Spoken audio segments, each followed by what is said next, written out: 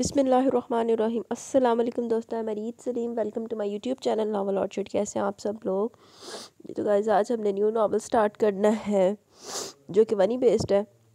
तो उससे पहले अगर आपने मेरे चैनल नावल ऑर्चिड को सब्सक्राइब नहीं किया तो सब्सक्राइब कर लें, साथ में बेल आइकन भी प्रेस कर लें ताकि हर आने वाली वीडियो आपको मिलती रहे। वीडियो को लाइक शेयर कमेंट करना मत भूलें। तो चलते हैं अपने नावल की पहली एपिसोड की तरफ। वो घुटनों में सर दिए बैठी थी जब चड़र की आवाज़ के साथ बेसमेंट तहखाने का दरवाज़ा खुला। इसने कदमों की उभरती चाप सुनकर भी सर न उठाया। तुम्हें छोटे खान जी बुला रहे हैं अपने कमरे में, आने वाली ने पैगाम दिया। इस पैगाम पर हीर ने झटके से सर उठाया। कह दो अपने खान जी से मैं नहीं आऊँगी, जो भी कहना यहाँ आकर कह सुन लें। देखो, तुम छोटे खान जी का गुस्सा देख चुकी हो, इसलिए जिद मत करो और चलो मेरे साथ। मैं कहीं नहीं जा रही, मेरी बात तुम्हें समझ में नहीं आ रही क्या? तुम अपनी ज़ुबान को हथियार बनाकर अपने लिए मुश्किलात खड़ी कर रही हो। तुम्हें मेरी फ़िक्र करने की ज़रूरत नहीं, दो टोक जवाब है। ठीक है, जैसे तुम्हारी मर्ज़ी। में छोटे खान जी को जाकर तुम्हारा इनकार। सकीना, तुम जाओ। यशब अफरीदी की आवाज़ ने ना सिर्फ सकीना पर कपकपी तारी की, बल्कि हीर भी इस आवाज़ पर खौफजदा होगी। जी छोटे खान जी। सकीना घबराती हुई जल्दी से सीढ़ियों की जाने पड़ी। हीर हल्का हल्का लरसती हुई झुके सर से यशब अफरीदी की खून छलकाती नज़रें खुद पर गड़े महसूस कर रही थी।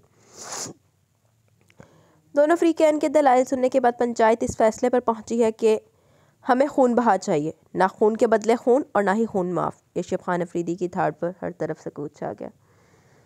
वो पंचायत के सरबराह के बोलने से पहले ही बोल पड़ा। खाकान अफरीदी ने पुरशिकवा निगाह बेटे पर डाली, जिसे देखकर वो नजरें झुका गया।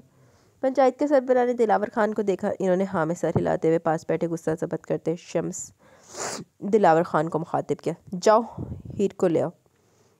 वो मध्यम शिकस्ता लहज आवाज़ में बोले। शम्स खामोशी से उठकर गाड़ी की तरफ चल पड़ा। दिलावर खान ने शम्स के जाने के बाद एक दुख भरी नज़र खाकान अफरीदी पर डाली, मगर वो नज़रें चुरा गए। ये फैसला सिर्फ और सिर्फ यशब का था, मगर इस वक्त वो इतने लोगों में बेटे के फैसले से इख्तलाफ करने की पोजीशन में ना थे। दो चंडा मार बेटे नू ते बेटा सेट कर ला। मैं हरगिज़ ऐसा नहीं होने दूंगा बाबा जान। यशब खाकान अफरीदी की बात पर आपे से बाहर हुआ। मैंने तुम्हें लंदन इसलिए नहीं भेजा कि वापस आकर कत्ल गारत शुरू कर दो। कत्ल इन्होंने किया बाबा जान, और मैं हरगिज़ इस खून को माफ़ नहीं होने दूंगा। इन लोगों को अपने किए का बदला चुकाना होगा। वो बस था।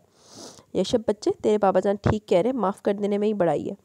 बीबी जान प्लीज़, आप सब शायद भूल चुके कि महज 20 दिन पहले इस हवेली के बड़े वारिस का जनाजा उठा था, मगर मैं नहीं भूला और ना ही आखिरी दम तक भूलूंगा। अगर आप लोगों ने माफ़ीनामा भेज दिया तो मैं ये हवेली छोड़कर चला जाऊँगा। That's it. वो अपना फैसला सुनाता सीढ़ियाँ फलांग गया। बाबा जान ने पास खड़ी महरू को इशारा किया। उस हिलाती यशब के पीछे सीढ़ियाँ चढ़ गई। यशब चीज़ों की उठापटक करके गुस्सा निकाल रहा था जब महरू कमरे में दाखिल हुई। यशब, वो इस पुकार पर एक लम्हे को रुका और मुड़े बगैर फिर से चीज़ें उलटने लगा। यशब, फिर से पुकारा गया।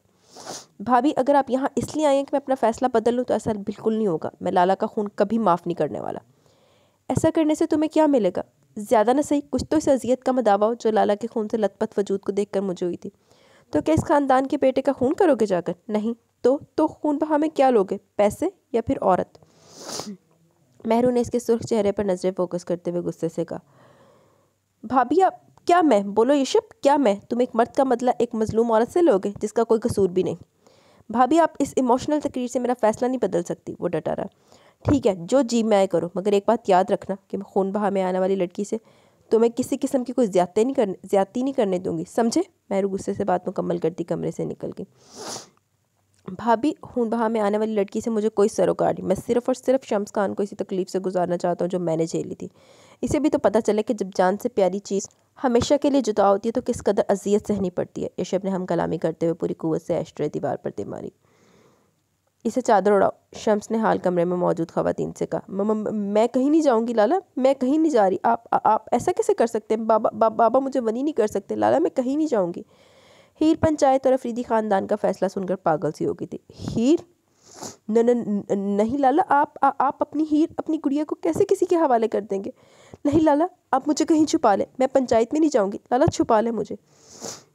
वो रोती हुई शम्स के सीने से लग गई। शम्स ने बहुत ज़बरदस्त से हीर की हिचके लेते वजूद को खुद से अलग किया और पास खड़ी परवशा से चादर पकड़कर हीर को उड़ाई और इसका बाजू पकड़कर बाहर की जाने पड़ा। लाला, आप इनको बताते कि आपने जानबूझकर ये शार खान का खून नहीं किया। ये सब अचानक गलती से हुआ। प्लीज़ लाला, मैं नहीं जाऊँगी। हीर रोती हुई घसीटी जा रही थी। वहाँ मौजूद हवेली की औरतों और मुलाजमों ने अफसरदगी से वहाँ की लाडली को हमेशा के लिए जाते देखा, मगर इसे रोकने की हिम्मत किसी में भी ना थी। पंचायत से चंद फुट लॉन्ग के फासले पर शम्स ने गाड़ी को ब्रेक लगाई। हीर ने खौफजदा नज़रों से चंद गज दूर बैठे मर्दों के हजूम को देखा और कपकपाते हुए शम्स का बाजू पकड़ा। लाला मुझे बचा ले, मैं आप सबके बगैर मर जाऊंगी लाला। वो फिर से मुल्तजी हुई। शम्स इसके हाथ हटाकर गाड़ी से निकल गया। दूसरी साइड से इसका दरवाज़ा खोल के इसे भी बाहर निकाला। अगर तुम्हारा लाला तुम्हें बचा सकता तो कभी भी अपनी लाडली को, अपनी इज्जत को इस पंचायत की जीनत न बनने देता। वो संजीदगी से कहता इसे लिए आगे बढ़ गया। खाकान अफरीदी ने 2 शादियाँ की थी। पहली शादी बीबी जान सूर्या खानम से की, मगर 10 साल तक औलाद न होने की सूरत में बीबी जान ने इनकी शादी खुद ही अपनी चचाजाद गुलबानो से करवा दी। गुलबानो ने खाकान अफरीदी से शादी के 1.5 साल बाद हवेली के पहले वारिस यशार खान अफरीदी को जन्म दिया, जिस पर पूरी हवेली पे खूब जश्न मनाया गया। मगर बदकिस्मती से गुलबानो यशार की पैदाइश के 6 साल बाद यशब खान अफरीदी को जन्म देकर इस दुनिया से रुखसत हो गई। यूँ यशार और यशब की जिम्मेदारी बीबी जान पर आ पड़ी। इन्होंने पूरे दिल से ये जिम्मेदारी निभाई और खुशदिली से इन दोनों को सीने से लगा लिया। वो दिन और आज का दिन इन्होंने कभी इन दोनों भाइयों को माँ की कमी महसूस नहीं होने दी। 6 साल पहले वो अपनी भांजी महरू को यशार अफरीदी की दुल्हन बना लाए थे। महरू और यशार का 4 साला बेटा हदीद अफरीदी भी था। यशब चंद माह पहले लंदन से अपनी तालीम मुकम्मल करके लौटा था, जब किस्मत ने इन पर बहुत भारी वार किया, यशार अफरीदी को इन सबसे हमेशा के लिए जुदा करके। हाय हाय, बड़ा पैड़ा होया। मैं चाहता हूँ कि मैं अपनी बेटी का निकाह अभी पंचायत में करवा कर अफरीदी ख़ानदान के साथ भेजूँ। दिलावर खान ने झुके सर से अपना मुद्दा कहा। मुझे कोई एतराज़ नहीं। हाकिम खान, आप निकाह शुरू करें। यशब और दिलावर खान की बेटी का निकाह अभी सबकी मौजूदगी में ही होगा। खाकान अफरीदी ने ठहरे हुए लहजे में बात मुकम्मल की। बाबा जान, ये क्या कह रहे हैं? यशब इनकी जानिब झुककर आहिस्ती से बोला, मैं इस लड़की को अपने निकाह में नहीं लूँगा। एक फ़ैसला तुम्हारा था तो दूसरा मेरा होगा। बाबा जान ने भी आहिस्ती से बावर करवाया और हाकिम खान की तरफ मतवज्जा हो गए, जो कलमात शुरू कर चुके थे। यशब की बाजी इसी पर उलट चुकी थी। इसने खून बहा में दिलावर खान की बेटी और शम्स खान की बहन को ही मांगा था, ताकि वह इसको इनसे जुदा करके तकलीफ दे सके। वो सिर्फ इस लड़की को अपनी कैद में लाना चाहता था, ना कि निकाह में। निकाह के लिए तो वो अपने ख़ास मुलाजिम हशमत खान को सोच चुका था, मगर बाबा जान ने बीच में आकर सारा किस्सा ही पलट दिया था। दौर फिटे वो तेरे ते फिर चल तेने तन तो खुद रंगी होएगी ना, मुलाजिम तना निकाह कराना सी तो। वो निकाह के बाद पंचायत से तो खामोशी से उठा, मगर हवेली आकर अपना गुस्सा निकालना नहीं भूला। हम वहाँ खून बहा लेने गए थे, ना कि बीवी और बहू। वो कुर्राया। तो तुम्हें क्या लगता है हम वहाँ से लड़की ऐसे ले आते बिना निकाह के? बाबा जान ने ठहरे हुए लहजे में तंज किया। निकाह करते, ज़रूर करते, मगर मेरे साथ नहीं। हवेली के 1000 वफादार मुलाजिम मौजूद हैं, इनमें से किसी से भी कर देते। होश करो कुछ यशब। होश में ही तो आ चुका हूँ, और होश में ही मैं इस फसाद की जड़ को जान से मारकर हिसाब बराबर कर दूंगा। वो चिल्लाता हुआ कुछ फासले पर खड़ी हीर की तरफ बढ़ा। छोड़े, वो घुटी घुटी आवाज़ में चीखी। यशब, छोड़ो बच्ची को। होश करो यशब, क्या पागलपन है ये? बाबा जान यशब के हाथ हटा रहे थे, जिनमें वो हीर की गर्दन दबोच चुका था। बाबा जान हट जाए, मैं इस किस्से को यहीं ख़त्म। यशब! बाबा जान की थाड़ पर इसने कहर आलूद नज़र हीर के लरसते वजूद पर डाली और एक झटका देकर इसकी गर्दन आज़ाद की। उंदे सीते तो कौन आसान करी जाने पर उन्हें मारे तेरे परानो है पागल जे। हीर इस झटके के लिए हरगिज़ तैयार न थी, इसलिए तवाज़न बरकरार न रख पाई और दाएं जानिब लड़खड़ाती हुई गिरी। गिरने से वहाँ पड़े में इसकी नोक इसके माथे पर लगी, जिससे खून उबल पड़ा। यशब सर झटकता हाल से निकल गया। महरू बेटा, देखो बच्ची को। बाबा जान महरू को कहते मर्दाने की तरफ चले गए। महरू ने हीर को सोफे पर बिठाकर जल्दी से फर्स्ट एड बॉक्स ले आई, जख्म साफ करके बैंडेज की और हाल से निकल गई। अब हाल में सिर्फ हीर और तख्त पर बीबी जान मौजूद थी। यहाँ इन्होंने हीर को पास बुलाया। वो आहिस्ती से चलती भी पास आकर खड़ी होगी। बैठो। हीर ज़मीन पर बैठने लगी थी जब बीबी जान ने इसे सोफे पर बैठने को कहा। वो इनके सामने सोफे पर टिक गई। क्या नाम है तुम्हारा? हीर। दिलावर खान की बेटी हो या भतीजी? बेटी। इकलौती हो? जी शम्स लाला भी हैं। बीबी जान ने लंबी सी सांस खारिज की। यशब का गुस्सा यहाँ के रवायती मर्दों के जैसा ही, मगर दिल का बुरा नहीं है वो। असल में ये शायर ना सिर्फ इसका बड़ा भाई था, बल्कि बहुत अच्छा दोस्त भी था, और वो इसी सदमे को बर्दाश्त नहीं कर पा रहा। बीबी जान ने आंसू पोंछते हुए कहा, बेगम साहिबा, शम्स लाला ने ये शायर अफरीदी को जानबूझकर नहीं मारा, वो अचानक। अब इन बातों का कोई फ़ायदा नहीं बच्चे, जाने वाला तो चला गया। वो अफसुर्दगी से बोली। मैं माफ़ी मांगती हूँ। हीर ने हाथ जोड़े। तुम क्यों माफ़ी मांग रही हो बच्चे? इस सब में तुम्हारा तो कोई कसूर नहीं। इतने में महज दूध का गिलास लेकर वहाँ आई। ये लो, ये पेन किलर लेकर ये हल्दी वाला मिला दूध पी लो, सुकून मिलेगा। ही ने हैरत से देखा। हवेली का एक फ़र्द ज़ख्म दे रहा था तो दूसरा मरहम रख रहा था। महरू ने इसकी हैरत देखते हुए आहिस्ती से गिलास इसके हाथ में देकर हाथ थपथपाया। P low. हाँ बच्चे, ले लो, आराम मिलेगा। अच्छा महरू, मैं अपने कमरे में जा रही हूँ, तुम खाना खिला देना। जी बीबी जान। महरू ने हाँ में सर हिलाया। यशब आ गया क्या? बीबी जान ने महरू से पूछा, जो इन्हें गर्म दूध का गिलास देने आई थी। नहीं, अभी तक तो नहीं आया। हीर कहाँ है? गेस्ट रूम में। खाना खिला दिया था? जी थोड़ा सा ही खिलाया, वो भी ज़बरदस्ती। ऐसा करो, इसे यशब के कमरे में छोड़ो। बीबी जान, यशब का गुस्सा गुस्सा ठंडा करके वापस आएगा, फिर आकर नया हंगामा मचा देगा, इसलिए बेहतर है हीर को छोड़ो, वही लाने वाला इसे अब रखे भी। वो दो टोक बोली। जी आप ये दूध पीकर लेट जाए, मैं छोड़ आती हूँ। सलामत रहो। बीबी जान ने अफसरदा से निगाह मेहरू पर डालते हुए दुआ दी। पहले वो इसे सदा सुहागन रो की दुआ देती थी, मगर अब हालात के पेश नज़र वो भी अपनी दुआ बदल चुकी थी। बेचारी 6 साल बाद ही बेवा हो गई। रात 2:30-3 बजे के करीब यशब अपने कमरे में दाखिल हुआ, मगर बेड पर सोए वजूद को देखकर इसका दिमाग फक से उठ गया। वो गुस्से से खोलता बेड के पास आया और झटके से रजाई खींची। हीर की आंख पर मुश्किल इतनी देर रोने के बाद अभी लगी थी कि यह तूफान आ गया। बहुत बड़ा कर उठ बैठी, मगर जैसी नज़र सामने खड़े यशब अफरीदी की लाल अंगारा आंखों पर पड़ी तो वह जल्दी से लरसती कांपती बेड से नीचे उतर कर खड़ी हुई। क्या कर रही हो यहाँ पर? बाबा मुश्किल गुस्सा जब्त करता ठहरे हुए लहजे में बोला। वो क्या वो लगा रखी है? साफ और सीधी बात करो। वो कुराता हुआ पास आया। हीर 2 कदम पीछे हटी। वो फिर मजीद पास आया। वो फिर से पीछे हटती दीवार से जा लगी। तुम्हारी हिम्मत की दाद देनी पड़ेगी हीर दिलावर खान, वाह। वो इतना पास आकर बोला कि हीर को इसकी सांसों की आवाज़ तक सुनाई दे रही थी। नहीं, मैं नहीं आई, मुझे मेहरू भाभी छोड़ कर गई हैं। वो जल्दी से बोली। मेहरू भाभी? वो इस्तज़ाइया हंसा। किस रिश्ते से वो तुम्हारी भाभी हैं? बोलो। यशब ने सख्ती से इसका मुंह जकड़ा। तुम्हारे भाई ने इनके शौहर को कब्र में उतार कर इन बेवकी की चादर उड़ा दी और तुम यहाँ रिश्तेदारियाँ बनाती फिरी हो? हाँ हाँ, वो पूरी ताकत से चिल्लाया। नहीं, मैं चुप। यशब ने इसके होंठों पर उंगली रखी। बिल्कुल चुप। आज के बाद अगर ये ज़ुबान बिला ज़रूरत हिली तो काट दूंगा, समझी? अब चलो, मैं तुम्हारी असली आराम का दिखा दूँ। वो हीर को बाजू से पकड़कर घसीटता बाहर लाया। हीर इसकी टांगों के साथ घसीटती जा रही थी। यशब इसे लेकर तहखाने में। ये है तुम्हारा ठिकाना, इससे आगे का सोचना भी मत। वो घूर कर कहता वहाँ से चला गया। पीछे हीर इस तहखाने में किसी सख्ती अकेली रह गई।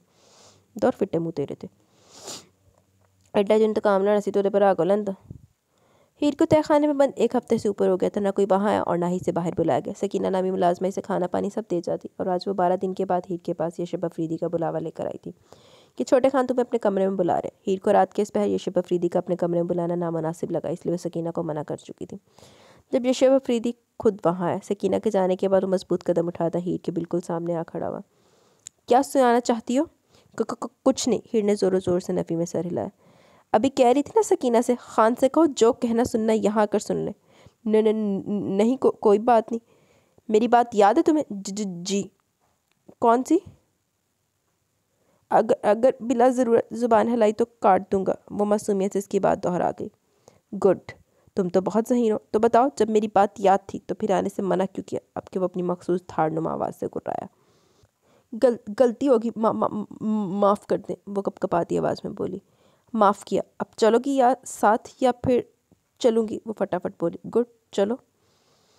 वह यशब अफरीदी के पीछे पीछे नाक की सीध में चलती हुई इसके कमरे तक आई। ये देख रही हो मेरा कमरा? यशब ने मुड़कर इसे देखते हुए पूछा। जी। आज से तुम इस कमरे में रहोगी। यशब की बात पर हीर ने हैरानगी से इसे देखा। ज़्यादा हैरान होने की ज़रूरत नहीं है। तुम इस कमरे की मालकिन नहीं बल्कि मुलाजमा बन करोगी, अंडरस्टैंड? तुम्हें इस कमरे में रहने के एवज़ जो करना होगा वो मैं तुम्हें साथ साथ बताता रहूँगा। खुद से मुझे मुखातिब करने की कोशिश भी मत करना, राइट? जी। हीर ने ट्रांस में सर हिलाया। अब फ़िलहाल तुम ऐसा करो, कबर्ड से कोई अगर बिस्तर मिलता तो निकाल कर यहाँ ज़मीन पर बिछा लो, क्योंकि अब यहीं सोया करोगी तुम। इसकी बात पर हीर की रीढ़ की हड्डी में सनसनी दौड़ गई। इतनी ठंड में ज़मीन पर मुश्किल अपनी टांगें घसीटती कबर्ड तक गई। यशब अपनी बात मुकम्मल करने के बाद वॉशरूम में घुस चुका था। वो कबर्ड में इतनी कोशिश के बाद भी सिर्फ एक शालनुमा मोटी चादर ही तलाश कर पाई। अब ये समझ नहीं पा रही थी कि इस चादर को नीचे बिछाए या फिर सर्दी से बचने को ऊपर ओढ़े। वो इसी कश्मकश में थी जब यशब टॉवल से बाल रगड़ता बाहर एक सरसरी नज़र हीर के साख्त वजूद पर डालकर बालों को ब्रश किया और पलट कर बेड पर मौजूद खूबसूरत सी शनील की नरम मुलायम रज़ाई में घुसा। ये शनील की रज़ाइयाँ बीबी जान की निगरानी में बनाई जाने वाली स्पेशल सौगात थी, जिनको सर्दी के मौसम में हर कमरे में मौजूद कंबल को हटाकर पहुँचा दिया जाता था।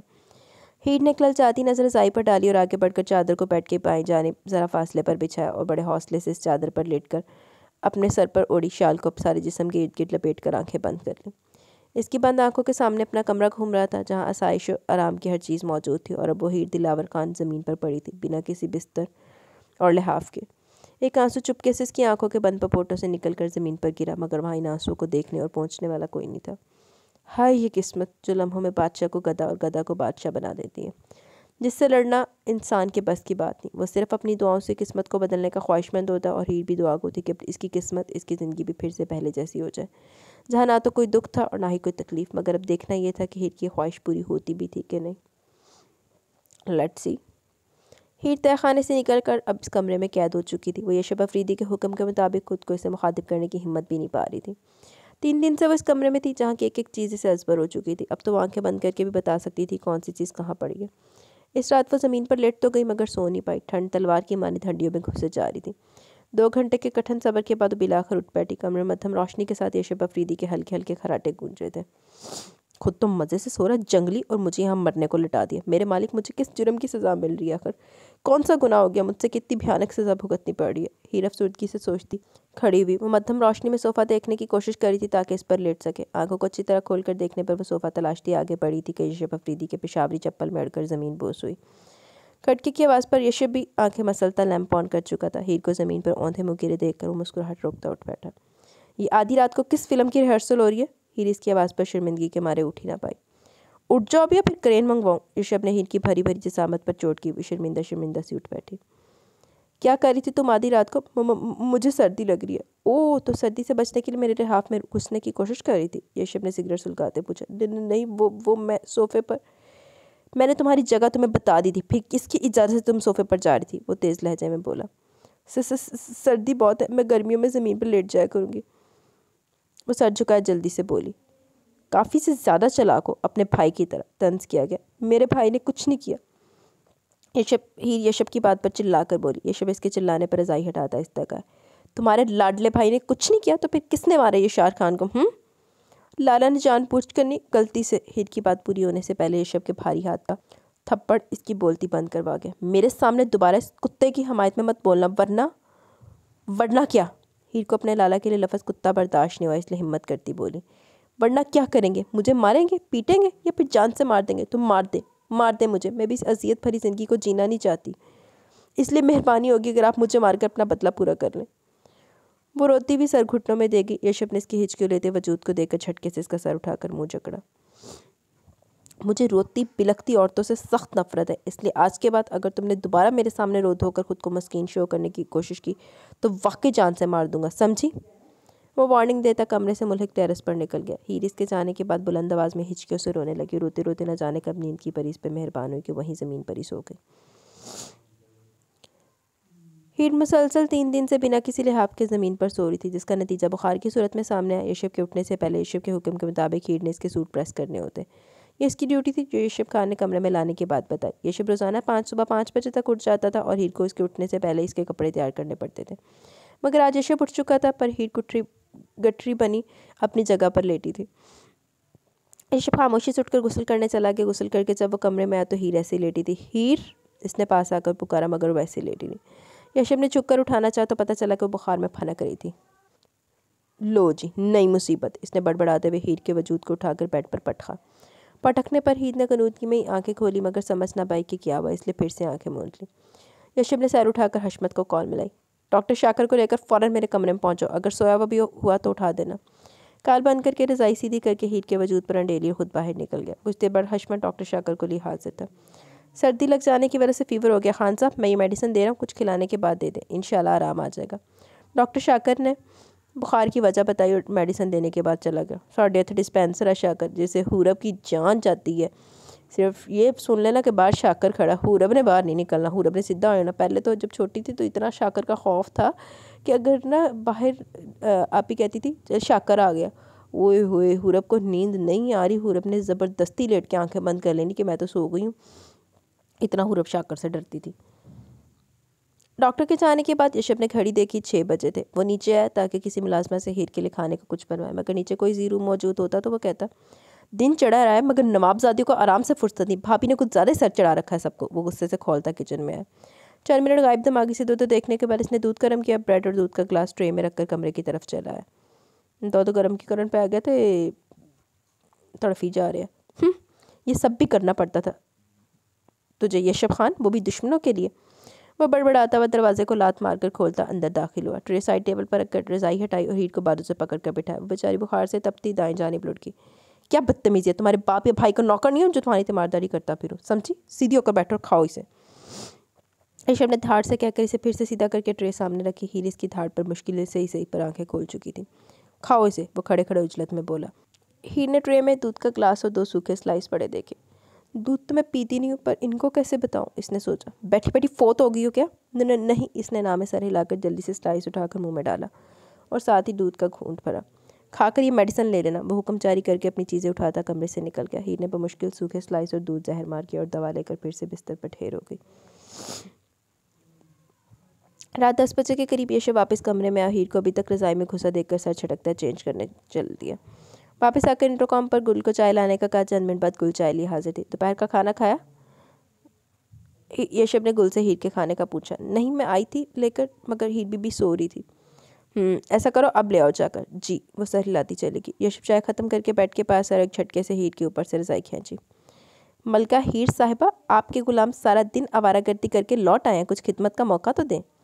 यशव की तंजिया बात सुनते ही ना चाहते हुए भी उठ बैठी। यशव कुछ और भी कहता है कि इसकी लाल कंधारी अनार किसी सूरत देखकर खामोश हो गया। खाना आ रहा, खाकर ये मेडिसिन लो। हमारे यहाँ दुश्मनों की बस इतनी तीमारदारी की जाती है। तुम्हारे बाप की हवेली ने कि 10-10 दिन यूं ही बिस्तर तोड़ती रहोगी। मैं जब कल वापस आऊँ तो तुम मुझे बेड पर नहीं बल्कि बेड के आसपास चलती फिरती नजर आओ। अंडरस्टैंड? जी। हीर ने फट हाँ में सर हिलाया। ऋषभ ने इसके माथे और गाल पर हाथ रखकर बाहर की नौयत चेक की, जो अब सुबह के मुकाबले में बहुत कम थी। वो अपनी चीज़ें उठाकर फिर से कमरे से निकल गया। हीर चाहने के बावजूद भी पूछ ना पाई कि अब इस वक्त कहाँ जा रहे हैं। वो भी बैठी थी कि जब गुल खाने की ट्रे लिए आ गई। कुछ और चाहिए हीर बीबी? इसने ट्रे हीर के सामने रखकर पूछा। नहीं, मैं जाऊँ? हाँ जाओ। हीर के कहने पर गुल पलट गई। हीर ने खाने की ट्रे देखी। इस मामले में इस पर किसी किस्म का जुल्म नहीं किया गया था, दुश्मन समझकर, क्योंकि वो जब से यहाँ आई थी खाना हमेशा अच्छा ही मिला था इसे, और इस मामले में ऋषभ ने भी कोई रोक टोक नहीं लगाई थी। हीर ने 2-4 नवाले लेकर दवाई ली और लेट गई, क्योंकि कल इसे बेड से नीचे होना था। हुक्म आ चुका था और हुक्म की तामील करना हीर की ड्यूटी में शामिल था। मुद्दा यशव अपने आप दोबारा ही जा रहा है, चवल जे या ना हो गए थे। अगले दिन हीर कमरे की सफाई कर रही थी जब यशव कमरे में दाखिल हुआ। पूरे कमरे की सफाई भी हीर की ड्यूटी में शामिल था। जब से वो कमरे में आई थी किसी भी मुलाजमा को बिला ज़रूरत कमरे में आने की इजाज़त न थी, इसलिए हीर को सफाई के साथ डस्टिंग भी खुद करना पड़ती और यशव सफाई के मामले में काफ़ी सख्त साबित हुआ था। ज़रा जो गर्द किसी जगह नजर आ जाती तो फिर हीर की अच्छी खासी बेइज्जती सहना पड़ती। अब भी वो डस्टिंग कर रही थी जब यशव कमरे में एंटर हुआ। हीर ने झाड़न रखकर हाथ धोए और रूम फ्रिज से पानी के ग्लास लेकर यशव की तरफ गई, जो टांगे फैलाए रिलैक्स सा सोफे की पुष्ट पर सर रखे तिरछा सा लेटा था। खान, पानी। हीर की आवाज़ पर वो आंखें खोलकर सीधा हुआ, ग्लास इसके हाथ से पकड़ा। कैसी तबीयत अब तुम्हारी? जी ठीक हूँ, वो हल्का सा मिनमिनाई। यशव ने खाली ग्लास वापस ट्रे में रखा और फिर से इजी हो गया। हीर ट्रे लिए पलटी थी जब यशव ने इसे पुकारा। जी। वापस मुड़ी। मेरा जूता उतारो, हुक्म आया। मैं? तुम्हारे अलावा कोई और है यहाँ? यशव की तेवरी चढ़ी देखकर हीर जल्दी से पास आकर ज़मीन पर बैठी और यशव का जूता उतारा, फिर जराबे भी उतार दी। हीर के नरम मुलायम हाथों की नरमाई से यशव को सुकून का एहसास हुआ। पाँव भी दबा दो, वो हल्का सा सर उठाकर अगला हुक्म जारी करता आंखें मूंद गया। हीर ने खामोशी से यशव का पाँव गोद में रखा और दबाने लगी। यशव ने कुछ देर हीर के हाथों से मिलने वाले सुकून को वजूद में उतारा और सीधा होकर बैठा। हीर चुके सर से इसकी नज़रें खुद पर महसूस कर रही थी। यशव ने आहिस्ती से हीर का हाथ पकड़कर अपनी हथेली पर फैलाया और बहुत गौर से इसकी हथेली देखने लगा, यूँ जैसे अभी किस्मत का हाल बताएगा। चंद मिनट बहुत गौर से देखने के बाद इसने झुककर लब हीर की फैली हथेली पर रखे और उठकर वॉशरूम में चला गया। हीर ने पलटकर इस जालिम शख्स की पुश्त को देखा और अपनी हथेली पर इसका पहला नरम लमस पूरी शिद्दत से महसूस किया, वरना इससे पहले तो यशव अफरीदी ने इसे सिर्फ दबोचा, घसीटा और जकड़ा ही था। इसने सर झुकाकर चंद मिनट अपनी हथेली को बहुत गौर से देखा और फिर झुककर अपने लब भी इसी जगह पर रखे जहाँ कुछ देर पहले यशव अफरीदी अपना लमस छोड़कर गया था। तौर फिटे मुँह, एडा कुछ बर्दाश्त करके भी ते ना उनदे नाल ही इश्क मोहब्बतां करनी है। कहाँ तलाश करोगे तुम मुझसा जैसा शख्स जो तुम्हारे सितम भी सहे और तुमसे मोहब्बत भी करे। ऐसी बात तो दौर फिटे मुँह में किया सी। शाम में गुल कमरे में हीर को गर्म लिहाफ देने आई। ये किस लिए? हीर हैरान हुई। पता नहीं बीबी, खान साई ने कहा है। ठीक है, रख दो वहाँ। हीर के कहने पर गुल बिस्तर रखती चली गई। रात को यशव के बताने पर हीर को पता चला कि बिस्तर इसके अपने लिए था। इसके बुखार की वजह से शायद यशव को इस पर तरस आ गया था, इसलिए गर्म बिस्तर मंगवाया था, मगर जगह अभी भी नहीं बदली थी। हीर ने इस गर्म बिस्तर को ज़मीन पर ही बिछा कर सोना था। चलो शुक्र है कुछ तो बचत होगी, वो इतनी सी अनायत पर ही खुश होती। बिस्तर बिछाकर शनील की नरम गर्म रज़ाई में बेहोशी घुस गई थी। यशव सुबह 5 बजे उठता था और हीर को इसके उठने से पहले इसके 2 कलफ लगे सूट रोज़ाना प्रेस करने होते थे। हीर ने आज तक कभी अपने कपड़े प्रेस नहीं किए थे, अब 2 मर्दाना सूट, वो भी कलफ लगे, प्रेस करना इसके लिए बहुत ही भयानक तजुर्बा था। मगर अब दिन गुजरने के साथ इसके हाथों में तेज़ी आ ही गई थी। वो कपड़ों पर इस्त्री फेर रही थी जब यशब ड्रेसिंग रूम में दाखिल होकर एक नज़र इस पर फेंकता वॉशरूम चला गया। हीर ने जल्दी से कपड़े प्रेस करके हैंग किया और यशब के लिए नाश्ता बनाने चली गई। यशब सिर्फ नाश्ते कमरे में करता था, दोपहर के वक्त तो बाहर होता, रात का खाना वो डाइनिंग टेबल पर ही खाता। पहले यशब के नाश्ते की ड्यूटी गुल की थी, मगर अब हीर के आने से ड्यूटी भी हीर को ही सौंप दी गई। हीर को पहले दिन यशब के लिए नाश्ता बनाने का तजर्बा याद था, इसलिए वो बहुत मोहतात होकर इसका नाश्ता तैयार करती थी ताकि यशब को फिर से कोई शिकायत का मौका न मिले। पहले दिन जब यशब ने सुबह सवेरे उठाकर इसे नाश्ता लेने भेजा तो इसने सोई जागी कैफियत में नाश्ता बनाया और ट्रे में चाय और टोस्ट लिए वापस कमरे में आ गए। यशब ने चाय का पहला घूंट भरने के बाद ही कप ज़मीन पर उलट दिया। ये चाय है? इसे चाय कहते हैं तुम्हारे ख्याल में? वो धाड़ा। क्या हुआ खान? वो डरती डरती बोली। तुम्हारे यहाँ ऐसा जो शानदार सुबह चाय नाश्ते में पीते थे सब? नहीं, मैं नहीं बनाती थी चाय तब। तो यहाँ तुम्हें बनानी है, समझी? इसलिए बेहतर है कि जल्दी सीख जाओ। अब जाओ जाकर हल्की चीनी वाली चाय बनाकर लाओ मेरे लिए। जी। हीर फट कमरे से निकल गई। अब के हीर ने बहुत एहतियात से हल्की चीनी वाली चाय बनाई और कप ट्रे में रखे वापस कमरे में आई। खान चाय। इसने यशब को मतवजा किया जो सेल पर बिजी था। यशब ने कप थामा और मुँह से लगाया। हीर खड़ी इसके एक्सप्रेशंस देख रही थी कि आप चाय ठीक है कि नहीं। यशब ने कोई भी तासुर दिए बिना दूसरा और फिर तीसरा घूंट भरकर सेल साइड पर रखा और हीर को अपने सामने मौजूद टेबल पर बैठने का इशारा किया। वो झिझकती हुई सिमट कर सामने टेबल पर बैठी, दिल में वो आयतुल कुर्सी का वेट कर रही थी ताकि जल्द से जल्द जान खलासी हो। ये कप पकड़ो और एक ही घूंट में ये सारी चाय ख़त्म करो। जी। वो सुकम पर शशतर थी। भाप उड़ाती चाय, वो भी एक घूंट में। हीर को सोच कर ही वहशत हुई। हाय हाय, चाह तेरे नाम थी वहशत होती थी। हाय हाय, कुछ कहा है मैंने? इसे स्टिल देखकर यशब की तेवरी चढ़ी। जी। हीर ने डर के मारे जल्दी से गर्म कप मुंह को लगाया। 3 घूंट पीने के बाद इसने कप हटाया क्योंकि इससे ज़्यादा घूंट वो भी इतनी गर्म चाय कि वो पी नहीं सकती थी। वो बहुत गर्म है ये, वो मिनमिनाई। यशब ने गुस्से से हाथ कप पर मारा जिससे चाय हीर की टांगों पर गिरी। वो सी कर आवाज़ निकालती खड़ी हुई। आज के बाद अगर ज़रा सा भी हुक्म अदूली का सोचा तो इससे भी भयानक सज़ा मिलेगी, समझी? वो हीर की गाल थपथपा कर कहता दराज से बरनौल निकाल रहा है। लाख लानत तेरे ते भाई, लाख लानत। ये लो लगा लेना। बरनौल इसके हाथ में थमाकर अपना सेल उठाता कमरे से निकल गया। तन पहाड़ी तो धक्का दे के करनी लाल उठ के बाद तेरे डॉक्टर ते तेरे मैं लै जाएंगी चवल जिया ना होवे दे। सालिम इंसान। जख्म देकर मरहम भी खुद ही रखता है। हीर ने झटके से ट्यूब दीवार पर दे मारी। नहीं चाहिए मुझे तरस और हमदर्दी के भीख। वो रोती भी घुट्टों में देगी। अब तो वो रोती भी यशब की गैर मौजूदगी में थी क्योंकि यशब का हुक्म था कि इसे रोती भी लगती औरतों से नफरत है और इसलिए हीर इसके सामने रोकर खुद को काबिल नफरत नहीं बनाना चाहती थी यशब खान अफरीदी की नज़रों में। बिखरेगा जब तेरे रुखसार पर तेरी आंख का पानी, तुझे एहसास तब होगा मोहब्बत किसको कहते हैं। खान खुदा का वास्ता मुझे मेरी बच्ची से मिलवा दे, वो तो बेकसूर मारेगी। न जाने वो लोग क्या हाल कर चुके होंगे। पता नहीं मेरी बच्ची वहाँ ठीक है, कुछ खाती भी होगी कि नहीं। खतीजा रोती हुई दिलावर खान को हीर से मिलवाने का कह रही थी। तुम जानती हो हालात खतीजा, फिर इस वावेले का मकसद? वो दुख भरी आवाज़ में बोले। अंदर से वो भी ठहर चुके थे जब से लाडली बेटी इस तरह से रुखसत हुई थी जिसका कभी किसी ने तसव्वुर भी नहीं किया था इन्होंने। मैं कुछ नहीं जानती, बस मुझे हीर से मिलवा दे। मैं देखना चाहती हूँ अपनी बच्ची को। तुम्हें क्या लगता है मैं यहाँ सुकून में हूँ? नहीं खतीजा नहीं, मैं तो खुद इसकी एक झलक देखने के लिए बेचैन हूँ। मगर क्या खान? बोले ना क्या? मैं क्या करूँ? वो बेबस थे। शम्स जो कर चुका है इसका नतीजा ऐसा ही होना था। मुझे खाकान अफरीदी से उम्मीद नहीं थी कि वैसा कोई फ़ैसला करेगा। ये इसके बेटे यशब अफरीदी का फैसला था जो खान अब अपना बंदा भिजवाए ना खाकान अफरीदी की हवेली में कि वो हमें हीर से कभी कभी मिलने की इजाज़त दे दें। खतीजा जल्दी से आस भरी आवाज़ में बोली। तुम फिक्र मत करो, करता हूँ कुछ। दिलावर खान ने पुरसोच अंदाज में सर हिलाकर बीवी को मुतमिन किया। यशब चाय पी रहा था जब मुलाजमा बाबा जान का पैगाम लेकर आई। मैं मर्दाने में बाबा जान की बात सुनने जा रहा हूँ, मेरे आने तक सब साफ़ सुथरा होना चाहिए, राइट? जी। वो दरवाजे के पास पहुँचा था जब हीर की आवाज़ आई। खान वो क्या वो करती रहती हो? बचपन में मुब्तला अटकने की बीमारी में या फिर मेरे सामने दौरा पड़ता है? हीर इसे मुखातिब करके समझ नहीं पा रही थी कि क्या और कैसे के। बोलो मुँह ये क्यों खड़ी हो? वो खड़ी देखता चिढ़ के बोला। मैं कमरे से बाहर निकल सकती हूँ क्या? वो होंठों पर ज़ुबान फेरती पर मुश्किल बात मुकम्मल कर पाई। क्यों, पहले नहीं निकलती हो? यशब ने तेवरी चढ़ाई। नहीं, वो सुबह आपके लिए नाश्ता बनाना चाहती हूँ, वो डरते हुए बोली। चली जाओ, मगर ओवर स्मार्ट बनने की कोशिश मत करना, समझी? जी अच्छा। हीर ने ज़ोर ज़ोर से इस बात में सर हिलाया। यशब रजामंदी देकर कमरे से निकल गया।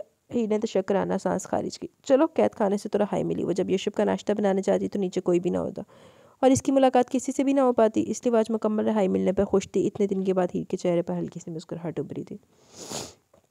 बैठो। बाबा जान ने यशब को अपने सामने रखी चेयर पर बैठने को कहा। जी बाबा जान, आपने बुलाया था? हाँ यशब, आज दिलावर खान ने अपना बंदा भिजवाया था। किस सिलसिले में? हस्ब मामूल यशब की तेवरी चढ़ी। वो लोग हीर से मिलना चाहते हैं मगर मैं ऐसा नहीं चाहता। दो टोक जवाब आया। यशब, वो बेटी है उनकी, मगर अब मेरे निकाह में मैं इजाज़त दूँ मिलने की या ना दूँ ये मेरी मर्ज़ी है। तो वो बाला गना होता।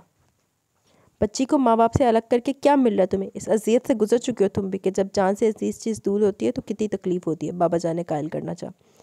इसी तकलीफ़ का मज़ा चखाना चाहता। इनको भी तो पता चलना चाहिए इस तकलीफ़ का। एक आध बार मिलवा दो, कोई हर्ज नहीं। यशब, नहीं बाबा जान, हरगिज़ नहीं। अगर इन्हें बेटी से मिलने की इतनी ख्वाहिश है तो फिर तैयार है, मैं डेड बॉडी पहुँचा दूँगा वहाँ, मगर जिंदा सलामत बिल्कुल नहीं। यशब, कुछ खुदा का खौफ करो, क्यों दुश्मनी को हवा दे रहे हो? दुश्मनी की इब्तदा इनकी तरफ से हुई थी और इख्तिताम मैं करूँगा। वो भी यशब था, अपनी बात पर डटा रहा। बेगैरत आदमी, अगर मैं तुम्हारी मर्ज़ी के बगैर मिलने की इजाज़त दे दूँ तो? बाबा जान ने सवालिया नज़रें उठाई। तो मैं दो काम करूँगा, पहला हीर को तलाक दूंगा और दूसरा शम्स खान का कत्ल करूँगा, और मैं कर भी सकता हूँ ऐसा। बाबा जान, आपसे बेहतर मुझे कोई नहीं जानता। ये खून खराबे से मैं सिर्फ आपकी वजह से रुका हूँ, वरना बंदा मारना या मरवाना कौन सा मुश्किल काम है। वो लापरवाही से बोला। तुम ऐसा कुछ नहीं करोगे यशब, क्योंकि तुम खाकान अफरीदी के बेटे हो। वो खाकान अफरीदी जिसने बहुत मुश्किलों से बरसों पुरानी खूनी दुश्मनियों को दोस्ती में बदला था। बिल्कुल बाबा जान, मैं ऐसा कुछ नहीं करूँगा, पर अगर मुझे ऐसा करने पर मजबूर किया गया तो शायद कुछ कर बैठूँ। वो आगाह करता कमरे से चला गया। बाबा जान ने एक मलामती नज़र इसकी बुश पर डाली। न जाने किस पर चला गया ये। वह सर झटकते बड़बड़ाए। हीर यशब के जाने के बाद फ़ौरन अपनी शाल दुरुस्त करती कमरे से निकलती। वो सीढ़ियाँ उतर रही थी जब मेहरू की नज़र इस पर पड़ी। अरे हीर, तुम? वो हैरान हुई। जी अस्सलाम वालेकुम। वालेकुम अस्सलाम। यशब ने बाहर आने की इजाज़त दे दी। जी। हीर ने हाँ में सर ला। ये तो अच्छी बात है, आओ। वहाँ क्यों रुक गई? भाभी, अगर कोई काम हो तो बता दे, मैं कर देती हूँ। वो सादगी से बोली। अरे नहीं, काम को हज़ारों मुलाजिम है यहाँ, तुम आकर बैठो, कुछ बातें कर लेते हैं। मेहरू ने खुश दिली से कहा। हीर इसकी बड़ाई की दिल से मशकूर थी कि इसने अपने शौहर के कातिल की बहन को कसूरवार ठहराकर ज़रा भी बुरा सलूक नहीं किया। हीर आकर मेहरू के साथ वाले सोफ़े पर बैठी। बताओ क्या खाओगी? अरे नहीं भाभी, कुछ भी नहीं।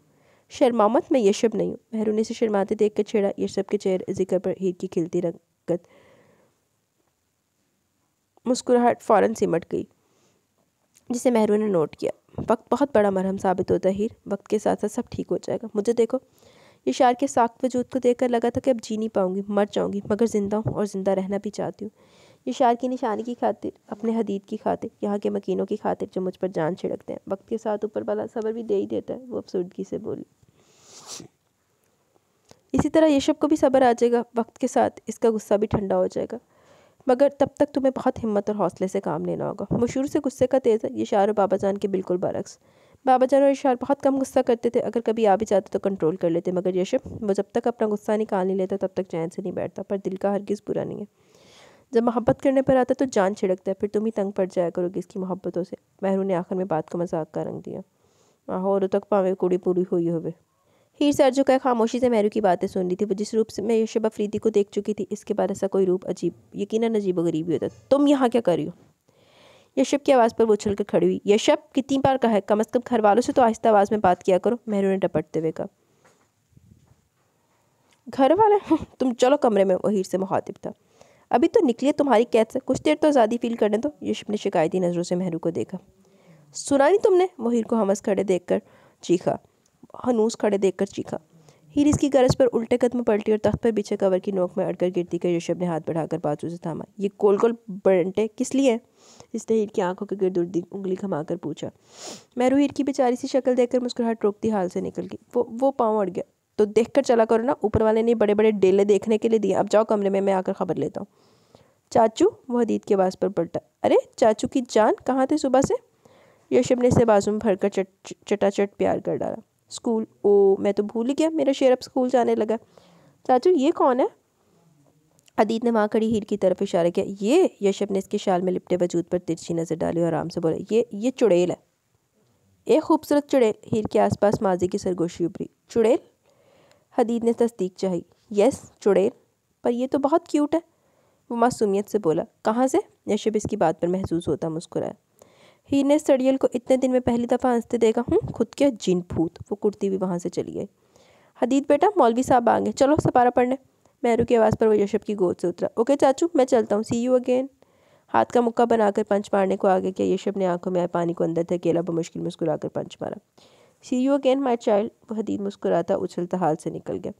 यशब ने खुद को ढीला छोड़ते हुए खूबसूरता सी सांस ली और बीबी जान के रूम की तरफ बढ़ गया। मैं आकर खबर लेता हूँ। हीर पिछले आधे घंटे से कमरे में चक्कर काटती यशब अफरीदी की बात दोहराई जा रही थी। अब क्या हो गया मुझसे जो यशब खान ने ऐसा कहा? उफ़ या मेरे मालिक, मुझे जालिम इंसान की कैद से हमेशा के लिए निजात अता फरमा। आमीन। वो आवाज़ बुलंद दुआ करके जैसे पलटी, पीछे यशब अफरीदी को घूरते पाकर जल्दी से नजर झुका गई। दिल में वो आयतुल कुर्सी का वेट करती यशब अफरीदी का गुस्सा ठंडा होने की दुआ करी थी। मुझ जैसे जालिम इंसान की कैद से रहाई चाहती हो? वो बोलता हुआ पास आया। हीर ने होंठों पर जुबान फेर कर तर किए और आहिस्तगी से नफ़ी में सर हिला दिया। अभी दुआ मांग रही थी तुम? नहीं, वो मैं कितनी दफ़ा कहा मेरे सामने बात सीधी और साफ़ किया करो, हर बार अटक कर करना ज़रूरी है क्या? सॉरी। हीर सर झुकाकर मिनमिनाई। तुम्हारे वालिद मोहतरम का पैगाम आया था, तुमसे मिलना चाहते हैं वो लोग।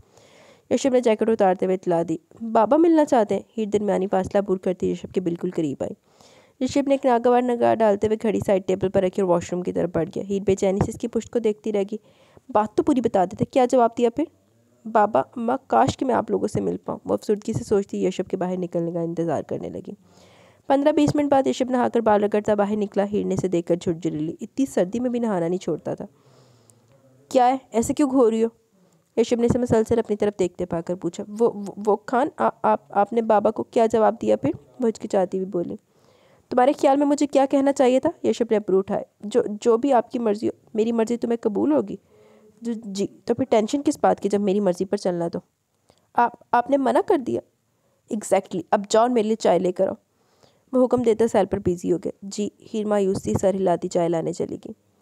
दिन तेज़ी से गुजरते जा रहे थे। कितने ढेर सारे दिन बीत के हीर को वहाँ अब तो इसने हिसाब रखना भी छोड़ दिया। जिनकी यशब खान के बताए असूलों के मुताबिक अच्छी या बुरी बसर हो रही थी। यशब ने हीर को इसकी फैमिली से मिलने की इजाज़त नहीं दी। बाबा जान ने भी दोबारा इस टॉपिक पर यशब से कोई बात नहीं की। हीर भी वक्त के साथ काफ़ी से ज़्यादा एडजस्ट हो गई थी और इसके एडजस्टमेंट में ज़्यादा हाथ महरू का था। हीर की महरू से काफ़ी दोस्ती होगी। महरू भी अकेली थी, इसे भी किसी दोस्त की ज़रूरत थी, इसलिए वो भी दिल में बुग़्ज़ रखे बगैर हीर से मिलजुल गई थी। यशब को ये दोस्ती काफ़ी खलती थी और इसका गुस्सा वो बंद कमरे में हीर को अपनी तंजिया बातों से टॉर्चर करके निकालता। हीर भी अब पहले की तरह यशब के गुस्से से ना तो डरती थी और ना ही रोती थी। वक्त के साथ वो भी आदी हो चुकी थी यशब के इस रवैये की, इसलिए चुपचाप सर झुकाकर इसकी कड़वी कसेली बातों को सब्र से अंदर उतार लेती। महरू की इद्दत कब की ख़त्म हो चुकी थी, मगर वह हदीद के स्कूल की वजह से रुकी हुई थी। जैसे हदीद के एग्जाम्स खत्म हुए तो हदीद को लिए अपने घर वालों से मिलने चली गई। बीबी जान ज़्यादा वक्त अपने कमरे में भारत में मसरूफ़ रहती, बाबा जान मर्दान खाने में और यशब डेरे और ज़मीनों पर। कभी दो चार दिन के लिए पेशावर चला जाता। मैरू को भी गए कई दिन हो गए थे, मगर अभी तक वापसी का कोई इरादा ना था। हीर सारा वक्त बुलाई सी रहती। पहले मैरू के साथ अच्छा खासा वक्त गुजर जाता, अब वो फारिग रह के उकता चुकी थी। ऊपर से घर वाले भी बहुत याद आ रहे थे आजकल। अजीब सी कसलमंदी छाई हुई थी तबीयत पर। अभी वो टेरेस पर बैठी अपने बाबा, अम्मा और लाला को याद करती जब यशब की पराडो का हॉर्न बजा। वो जल्दी से उठकर कमरे की तरफ चली गई। यशब कमरे में दाखिल हुआ तो हीर को कबर्ड में घुसे पाया। क्या कर रही हो? कितनी दफ़ा कहा मेरी चीज़ों में मत घुसा करो, मगर तुम वक्त के साथ साथ ढीठ होती जा रही हो, जिस पर मेरी किसी बात का कोई असर नहीं होता। वो दरवाजे के पास ही खड़े होकर बोला। आप भी हर वक्त मुझ पर गुस्सा कर करके थकते नहीं है क्या? यशब का खड़ी उतारता हाथ इसकी दलेरी पे एक लम्हे को साख्त हुआ और फिर वह दरमियानी फासला मिटाता इस तक है। क्या बकवास की अभी? कुछ नहीं, हीर लापरवाही से बोली। कुछ नहीं? वो इसका बाजू चकटता खुद के करीब लाया। खुद को इस काबिल समझती हो कि यशब अफरीदी तुमसे, एक खूनी की बहन से, नरमी बरते? वो इस्तज़ाइया हंसा। जब यशब अफरीदी रात के अंधेरे में खूनी की बहन को नरमी बरतते हुए सीने से लगा सकता है, तो फिर दिन के उजाले में क्यों नहीं? हीर बाजू छुड़ाते तंजिया बोली।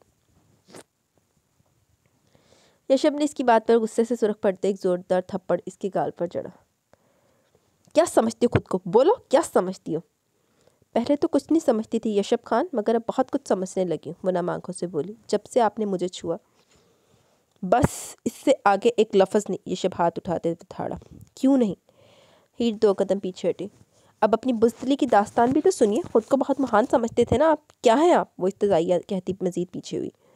ज़रा से लम्हे में कमज़ोर पड़ जाने वाले मर्द। मेरा वजूद अछूत था ना आपके लिए, इसीलिए तो इतनी सर्दी में मुझे ज़मीन पर सुलाते थे और ख़ुद इस नरम गरम बिस्तर पर मज़े से लेकर सोते थे।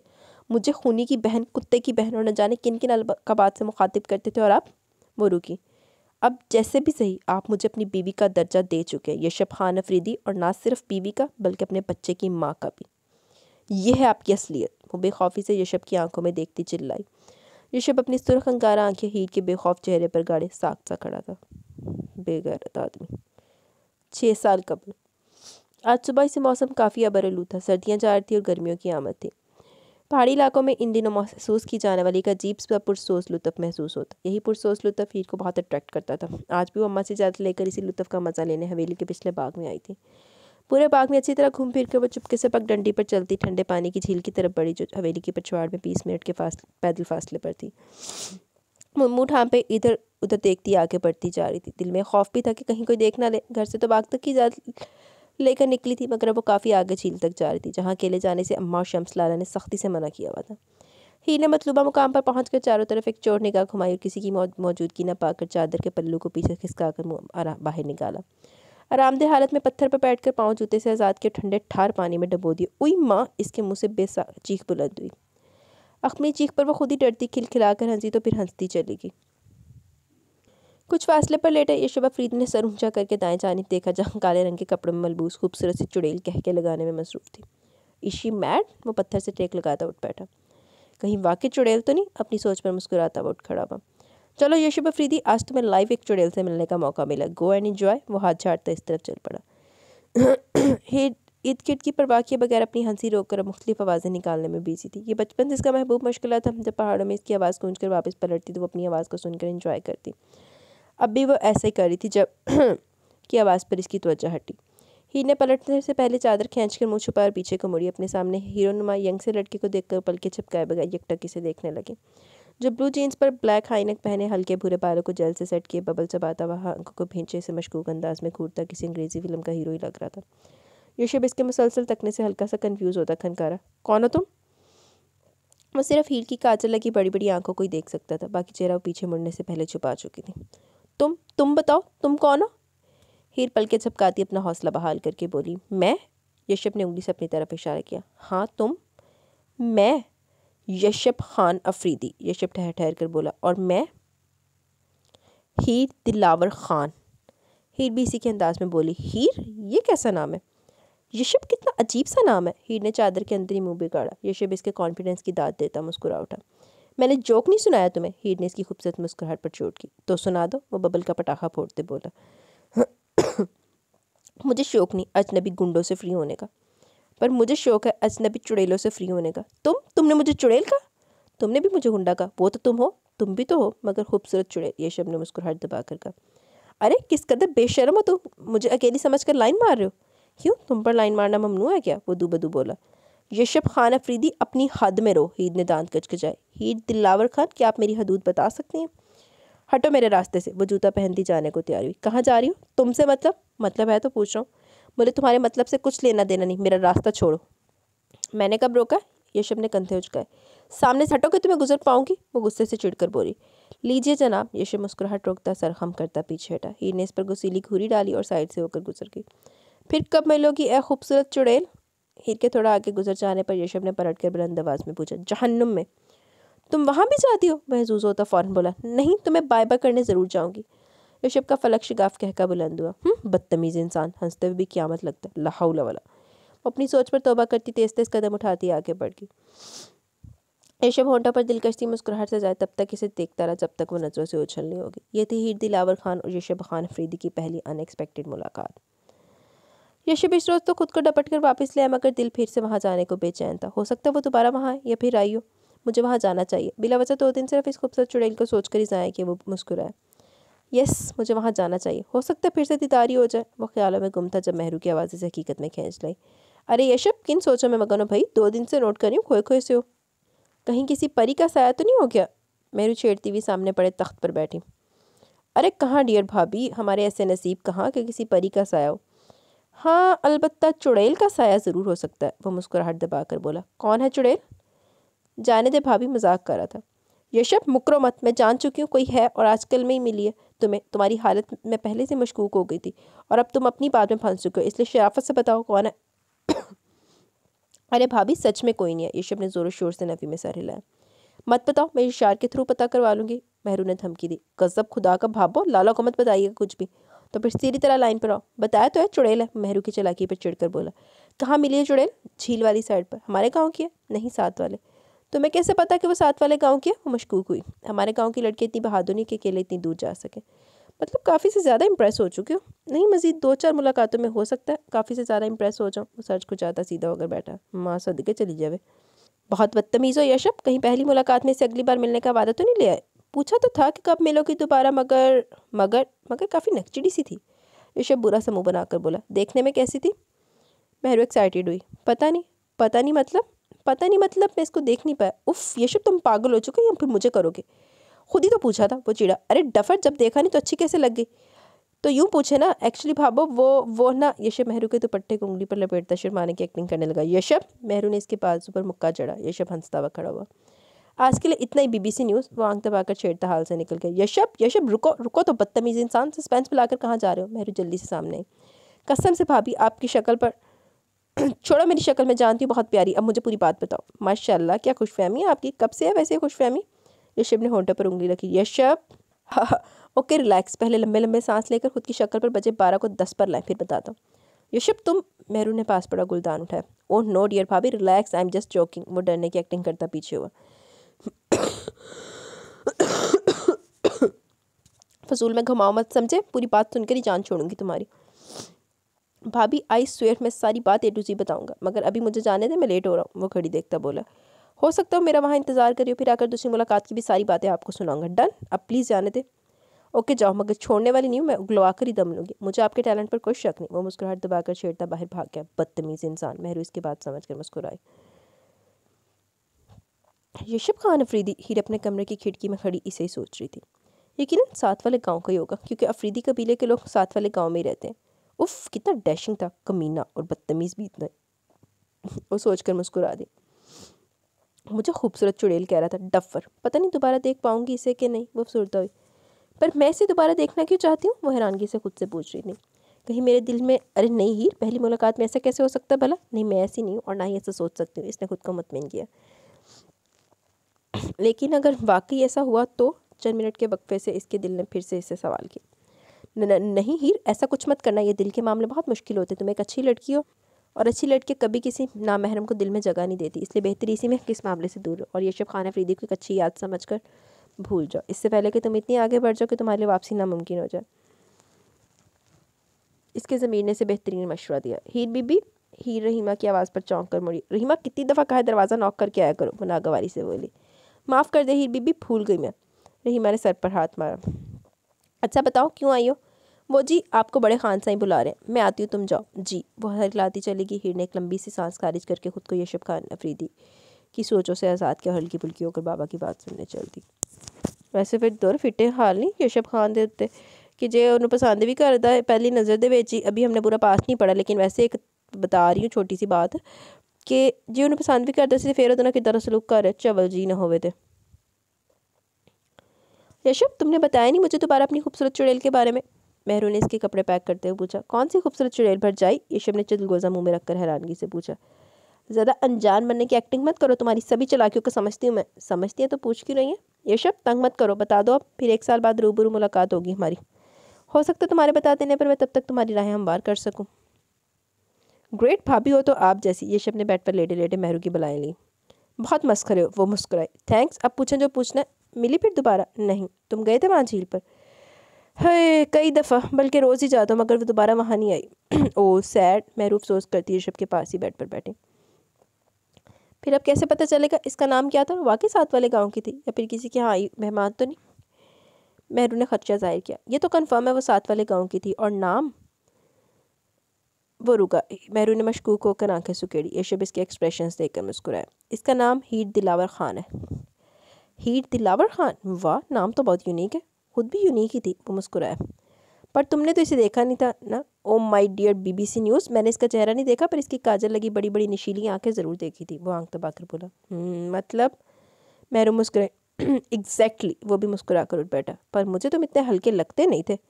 मैं इतना हल्का हूँ भी नहीं। अच्छा जी, तो फिर एक लड़की की सूरत सिर्फ आंखें देखकर इसके इश्क में गोडे गोडे डूब चुके हो और कह रहे हो हल्के नहीं? मेहरू ने इश्क मजाक उड़ाया। इश्क में तो नहीं कह सकती आप। हाँ अलबत्ता 100 में से 60% के चांसेस लग रहे हैं, वो भी फ़िलहाल सिर्फ पसंदीदगी के। वो आंख मारता तस्वीर कसकर इसकी तरफ आया। अब आपसे एक रिक्वेस्ट है भाभी। बोलो। प्लीज़ अब ये खबर अपने न्यूज़ चैनल पर नशर मत कीजिएगा। वो छेड़ता हुआ दरवाजे की तरफ भागा। बदतमीज़। मेहरू ने दांत कचकचाकर पास पड़ा ब्रशेस की तरफ फेंका, जिसे वो कैच करके टेबल पर रखता सीटी धुन पर।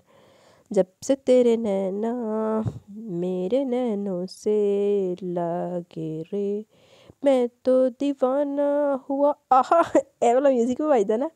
खुद से बेगाना हुआ, जग भी दीवाना लगे रे। वो गुनगुनाता हुआ बाहर निकल गया। जी बाबा, आपने बुलाया? हीर मुस्कुराती हुई दिलावर खान के पास आकर बैठी। हाँ बाबा की जान, हमने बुलाया। क्या कहना था बाबा? तुम्हारे लिए एक अच्छी खबर है। कैसी खबर? वो एक्साइटेड हुई। मेरी बेटी का एडमिशन हो गया। ओ सच? हीर उछल कर खड़ी हुई। बिल्कुल सच। दिलावर खान बेटी की खुशी पर मुतमिन हुए। उफ पापा, बहुत अच्छे। और आपको पता है, आपसे बहुत बहुत बहुत ज़्यादा मोहब्बत करती हूँ।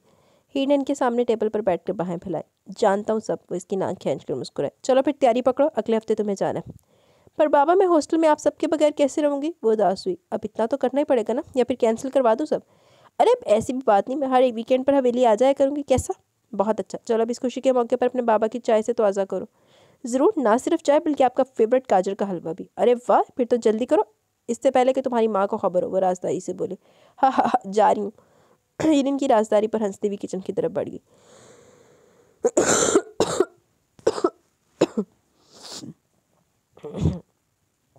ये कल इस्लामाबाद जा रहा था और वहाँ से वापस लंदन के लिए फ़्लाई करना था।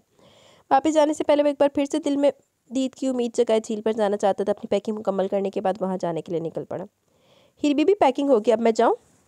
रहीमा ने हीर से पूछा, जो कबर्ड में सर्दियाँ खड़ी थी। हाँ जाओ। जी अच्छा। रहीमा सर हिलाती चलेगी। हीर ने इसके जाने के बाद शॉल निकाल कर ओढ़ी और चुपके से बाग में जाने के लिए निकल खड़ी हुई। बाग में पहुंचकर इसने चारों तरफ निगाह दौड़ाई और किसी को बिना पाकर दिल में जोड़ लिए वो झील की तरफ चल पड़ी। ऋषभ ने मतलूबा मुकाम पर पहुंचकर इधर उधर देखा, मायूस होकर पत्थर पर बैठ गया। वो पत्थर पर बैठा झील के पानी में कंकर फेंकने लगा। हीर ने धड़कते दिल पर हाथ रखकर दरख्त की ओर से ऋषभ की पुष्ट को देखा। अरे ये तो पहले से मौजूद है, कहीं मेरा इंतजार तो नहीं करा? वाह भाई हीर बीबी, क्या खुशफहमी है तेरी। वो अपनी सोच पर मुस्कुराती आगे कोई के पत्थर से पीछे से पत्थर लुढ़क कर इसके पांव पर गिरा। हीर की घुटी घुटी चीख ने यूसुफ अफरीदी के दोनों कान खड़े किए। वो पलटा और दरख्त की ओट में हरे आंचल को लहराते देखकर इसकी तरफ भाग खड़ा हुआ। हीर ने जैसे यूसुफ को अपनी तरफ आते देखा, फौरन वापसी के लिए भागी। हीर लिसन, रुको, बात सुनो। यूसुफ चिल्लाता हुआ जब तक वहां पहुंचा वो दरख्तों के झुरमुट में गुम हो चुकी थी। ए खूबसूरत चुड़ैल, वो मुंह के गिर्द हाथों का गोला बनाकर पूरी कुव्वत से चिल्लाया। एक बार, दो बार, कई बार, मगर हीर वहाँ होती तो सुनती। शिट। यूसुफ ने दरख्त पर मुक्का जड़ा और चंद मिनट इंतजार के बाद मायूस सा वापस लौट आया। चलो हम मान लेते हैं, तुम्हें हम खो चुके, लेकिन तुम्हारी याद अब तक भी हमें बेताब रखती है। हमारी सांस अब तक भी तुम्हारी आस रखती है। हीर ने अपनी दौड़ को ब्रेक हवेली में आकर लगाई। ए लड़की, क्या बात, सांस क्यों फूला हुआ? कहाँ थी तुम? खतीजा ने एक साथ इतने सवाल पूछे। पापा पानी, वो मुश्किल बोल पाई। रहीमा, पानी दो इसे। रहीमा बोतल के जिन की तरह पानी लिए हाजिर हुई। हीर ने दिल पर हाथ रखा और एक ही सांस में पानी खत्म किया। कहाँ थी? खतीजा ने कड़ी नजरों से हीर को देखा। पार्क में। वहाँ ऐसा क्या देख लिया बीबी जी? रहीमा ने बतीसी निकाल कर पूछा। भूत। हाय सच में हीर बीबी, भूत था वहाँ? हीर ने इसे घूरी दी और उठकर अम्मा के पास आ बैठी। क्या करने गई थी बाग में, वो भी बिना इजाज़त? वो खफा हुई। अम्मा कल हॉस्टल चली जाऊंगी मैं। खफा मत हो, बस दिल चाह रहा था इसलिए टहलने को गई थी, इसने नजरें चुराते हुए झूठ बोला। हीर, कभी भी कोई भी काम माँ बाप की इजाज़त के बगैर नहीं करते हैं, कितनी दफ़ा समझाया तुम्हें। अच्छा ना अम्मा, सॉरी, आइंदा ऐसा नहीं होगा, सच में। हीर ने लाड से इनके गले में बाहें डाली। अच्छा ठीक है, जो अपनी चच्चियों से मिला फिर शिकवा करेंगे कि तुम मिलकर नहीं गई। ओके मिसेस दिलावर खान, जो हुक्म। इसने सर खम करते माँ को छेड़ा। चल जा, मस्करी ना हो तो। वो मुस्कुराई।